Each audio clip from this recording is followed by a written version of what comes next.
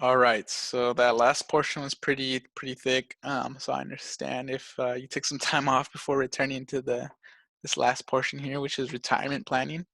Really, this is kind of one of the more easygoing portions, right? So we'll talk about kind of employer offered retirement plans as well as individual plans that can be available to you. It's probably the more notorious one is the 401k, which is offered by employers. So this is going to be a retirement account that you can contribute to monthly. Um, and so the great thing about this is you're contributing with pre-tax dollars. So the money that you decide to contribute to your 401k is going to be drawn out from your paycheck before taxes are deducted. And so really the contributions that you make into this account is then taken by another company to be invested. So for you, it feels like you're just saving, throwing money into this account every month, just like a savings account, but it's actually taken to be invested to try to get you a larger return than your traditional savings account, which is really good. And so the other benefit of 401ks, I want to mention 403bs because those are kind of the same plan but for nonprofit companies.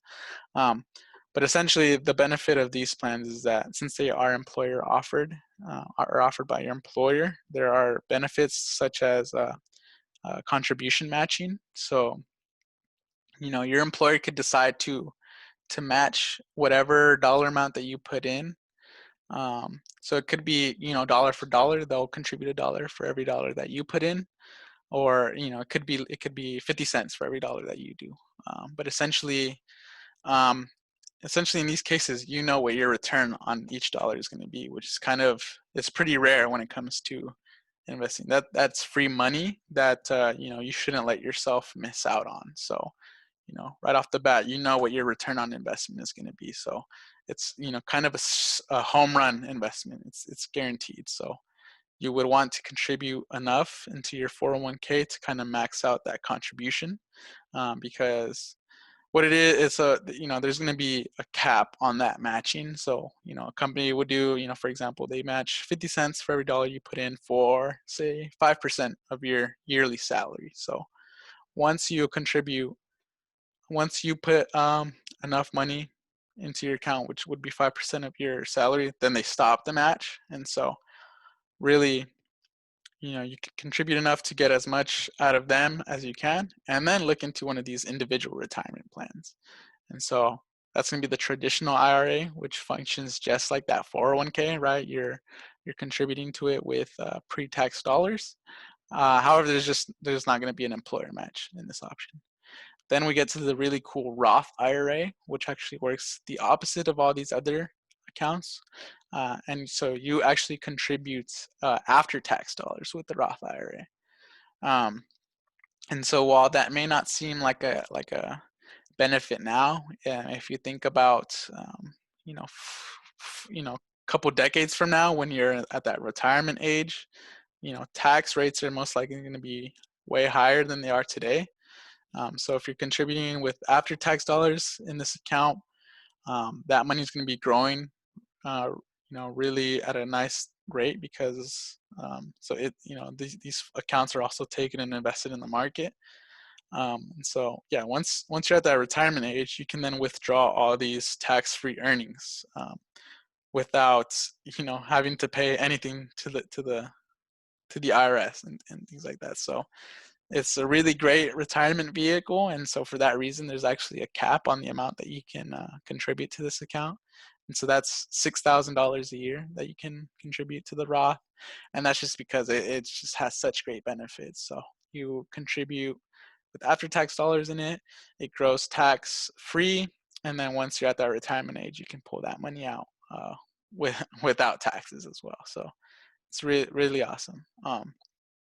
And so yeah, these accounts are retirement accounts, so they're not going to be very liquid, right? So you can't touch these funds, especially for the 401k, 403b, and traditional IRA.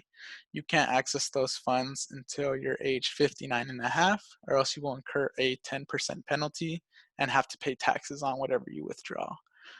The Roth IRA is also cool in that you can withdraw whatever you have contributed, without any penalty. And so what I mean by that is you take these after tax dollars and you put it in this account, and then it's going to grow. It's going to accrue interest and compound further and further. So while you would incur penalties if you pulled out the interest or the earnings that have accrued on that, um, while you would get a penalty on that, you could take out the contribution, the principal, if you will. You can take out the original after-tax dollars without any penalties. So it's a bit more flexible in that regard. And so really, when it comes to deciding which one of these is better than the other, it really depends. If you need the tax break now, the traditional IRAs and 401ks are better to help you save money today. But if tax deduction isn't critical now, a Roth IRA can help you amass more savings for your future. Um, let's see here. Lost my train of thought. But yeah, so ideally you would have both your 401k to the point where you're maxing out that contribution from your employer, and then anything after that is thrown into the Roth IRA, just so that even in that regard, you're more diversified. So the key is to diversify. So that would be really great for you. Some other factors to consider is that there's investment flexibility. So some employer plans limit the way that you can invest your money. So if you want to do your own investing, a certain plan might limit what you can do on your own. So if you don't like that, you might want to look elsewhere for a retirement plan. But like I said, ideally you would have both of these just to have both benefits, a tax break now, but just these crazy tax breaks in the future with the Roth IRA. So that's all there is to retirement planning. There's obviously more, so that's obviously not all it is. There's a lot more nuances to that. So if you ever needed further help or some more information, you could always check out Cash Course, which again is a free is a website that you can create a free account through your UOregon email. And so there's a lot of personal finance resources related to budgeting, credit management, investing, saving. Then there's kind of the cornerstone website, Investopedia. This is one of the um, most well-known sites out there for investment knowledge. And so there's some really amazing education resources on there, as well as investment simulators if you were wanting to get the feel for investing without risking real money. And then there's a really cool new tool called Robinhood. So really they're an application, a website that has a lot of really helpful and relevant information for especially newer investors, like for millennials, younger people. Really, they provide the resources and the education, so that Learn tab on their website is really helpful. And so not only do they provide the information, but they're an investment platform themselves. So you can invest through them. They're all about making investment more accessible, which is really great. So I definitely would check that page out. And then everyone knows YouTube. There can definitely be some really helpful stuff out there. And so, yeah, there's no limit to what you can find on there. And then really, it doesn't hurt to ever reach out to a professional.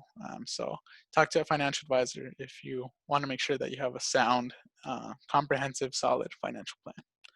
And so that concludes this 3-part presentation on the core principles of saving and investing. Thanks.